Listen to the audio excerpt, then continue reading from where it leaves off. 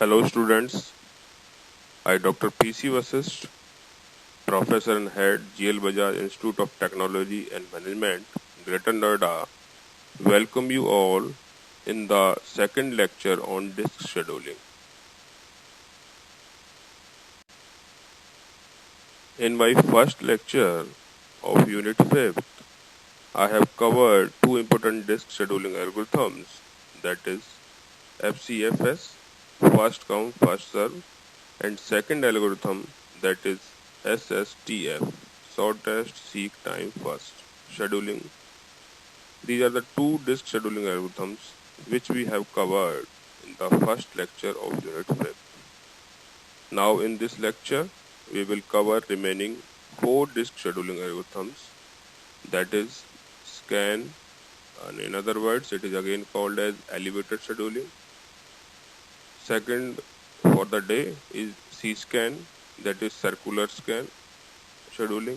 Third is look scheduling, and fourth is C-look scheduling. So in today's lecture, we will just cover all these remaining four scheduling algorithms which are helpful in the scheduling of the disk. So we have already covered the first algorithm, first come first serve, and second algorithm SSTF, that is shortest seek time first scheduling algorithm, in our last lecture. In this lecture, we have to cover the remaining four disk scheduling algorithms, and here we are with the third scheduling disk algorithm, that is scan or elevated scheduling algorithm. Here in the scan scheduling algorithm, the head starts from one end of the disk and moves towards the other end. In the whole way, it serves the requests in between the complete track one by one and reaches the other end. Then the direction of the head is reversed and the process continues as head continuously scan back and forth to access the disk. For the scheduling algorithm, we have again taken the same request sequence which we have taken for the previous two scheduling algorithms. Here again we have the request sequences of 176, 79, 34, 60, 92, 11, 41 and 114. Initial head position is 50. Here the direction of the movement of the head has been taken as the left. In other words, we are moving from right to left.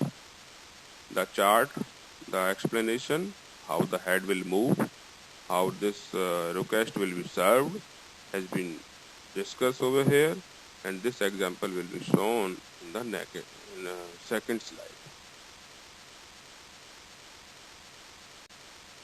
So here also in scan or elevated scheduling algorithm, we have taken the same request sequence, that is 176, 79, etc. and the again initial position has been taken as 50. As we have discussed already, the head movement will be left, that is right to left. Here it is shown in the pictorial representation of the disk. The head is moving from 50 to 41, then 34, then 11, and at the end it is going to its initial position, that is to the 0. So you can consider from 11 to 0 as the extra weight, or you can say extra burden for this algorithm. So the same procedure will be followed over here to calculate the things. You can see when the head is moving from 50 to 41, so the movement will be calculated as 50 minus 41. Then it is going from 41 to 34. Then this displacement movement will be calculated as 41 minus 34. I have purposely do this 11 minus 0 as red so that you can understand, you can learn the burden, or you can say the extra demerit of this particular disk scheduling algorithm. So the complete calculation can be done by finding the displacement, and the total seek count can be calculated by the equation shown in the slide. The next disk scheduling algorithm is circular scan, that is C-scan. Here in C-scan algorithm, the head moves from one end and serving all the requests to the other end. However, as soon as the head reaches the other end, it immediately returns to the beginning of the disk without serving any request on the return trip and starts servicing again once reaches the beginning. Thus, likewise scan algorithm, it does not serve the request in both directions. In other words, the head serves only in the right direction from 0 to the size of the disk. To make it clear, let us take example of C-scan algorithm. We are following the same request sequence in all the 6 scheduling algorithms. To make it clear, to find out the difference between all the algorithms, we are taken the similar request sequences, and even the initial head position also taken as 50 in all the 6 algorithms. The chart, the flow chart, and you can say pictorial representation of the disk has been shown for this C-scan algorithm in the next slide. This is the example of the algorithm, that is C-scan algorithm. Here from the request sequence, we are just finding how the head will be moved, as it was at the 50th position initially. From 58th to the right direction, the very nearest will be the 60. So it will serve the 60th request, then 79th request. At the next position, it will be served of 92, then 114, and then in the last 176. But you will find over here that from 176 to the 199, it is going to the end side of the disk, and from that end side, it is coming to the beginning without serving any request. And from that place, from the 0th place to the next request, that is of the 11th, it is serving to the 11. Then after 11, it is going to serve 34, and at the last, it is going to serve the 41st request. In this way, you can find out the displacement by the same procedure, by differentiating the next place and the last place. So initially it was at the 50 place. So the next which was served was 60. So the displacement will be 60 minus 50. Same way, next displacement will be 79 minus 60. In this way, we can find out the complete displacement, or simply we can say the total seek count for this C-scan algorithm.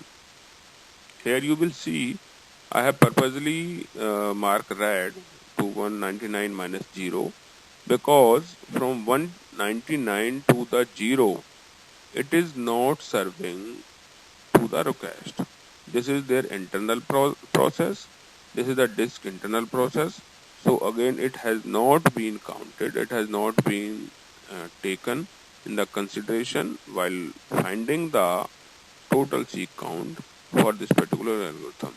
So total number of seek operations has been come to the 190 only in this particular algorithm.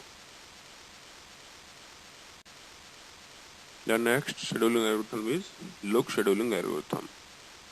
The look algorithm services request similarly as the scan algorithm.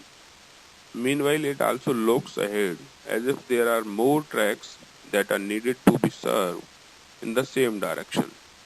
If there are no pending requests in the moving direction, the head reverts the direction and starts servicing requests in the opposite direction.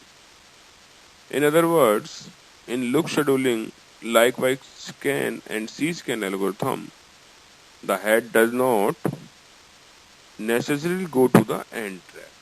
or simply we can say it is not compulsory for the head to reach to the end of the disk. So this is the difference in this scan and the look scheduling. These are very similar. Scan scheduling and look scheduling are very similar, but the word look matters over here.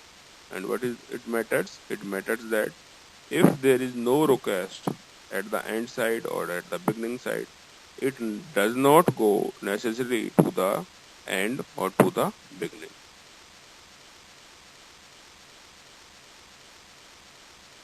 For this purpose, for explaining it in more clear manner, we are taking the same example with the same request sequence. The request sequence is again 176, 79 and all with initial position 50. So to take the example of look scheduling, we are having the similar request sequence and same example for this algorithm as well. As we have discussed, the scan algorithm and look algorithm are very similar to each other. The only difference is that here it is not necessary, it's not compulsory for the head to go to the end side of the disk. So from this chart shown in this figure, you can see from the initial position 50, then 60, then 79, then 92, then 114, and in the last 176. So here this head is not going to 199 from 176. It is coming to the left hand side and serving the remaining request, that is 34, 11, and at 11 also, while reaching at the 11, it is not going to the 0th place. So this is the only difference. The word look means it looks to the next, it looks to the in advance or to the forward or the backward direction, that if there is no pending request at the end side, then it stops over there, and simply you can say it reverts from that side, that direction, to the another direction to serve another remaining request. This chart shows the sequence in which requested tracks are services using look. Here total seek count is calculated as simply the displacement from 60 to 50, 10 over here. Then 60 to 79 will be 79 minus 60. Then 79 to 92 will be 92 minus 79. In this way, the complete total seek count can be calculated as 291 for this algorithm. The last disk scheduling algorithm is C-look scheduling algorithm. This algorithm also uses the idea of wrapping the tracks as a circular cylinder as C-scan algorithm, but seek time is better than C-scan algorithm. We know that C-scan is used to avoid starvation and services all the requests more uniformly. The same goes with the C-look. Here, as you know, we are taking the same request sequence for all the 6 algorithms, that is 176, 79, 34, 60, 92, with initial head position as 50. The complete explanation with the diagram is given on the second slide.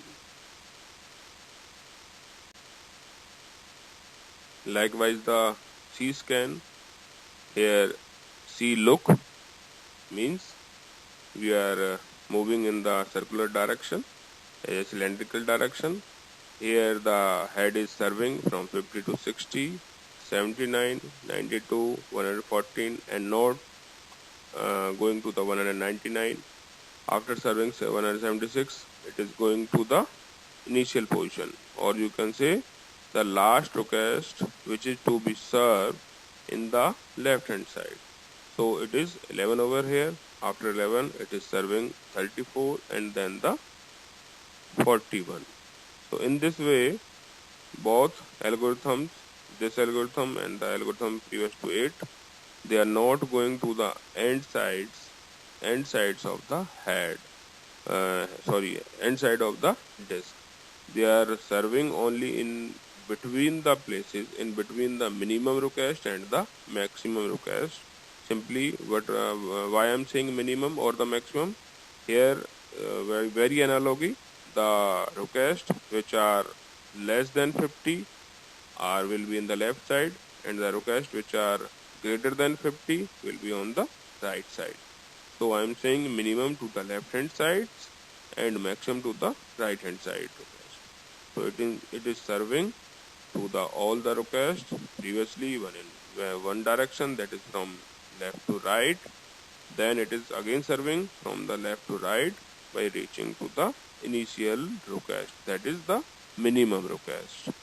So by this way we have covered all the six algorithms, all the six disk scheduling algorithms, and for this very purpose we have taken the many examples. We can solve the many examples, but to make the matter clear, I have taken only a single example compared with all the six disk scheduling algorithms. So by this way you can find out the difference, what are the difference between all the six, which one is better, which one is not, and what are the benefits. So simply we can say first come first serve is the simplest way for finding the scheduling the disk, and others are having their merits and demerits as well. So at the last, thank you students for listening carefully. So this is the first part of unit 5 which has been covered here with the completion of the disk scheduling algorithms. For these contents, I have taken the references from the book of operating system concepts by Galvin and some Greeks for Greeks references from the net as well.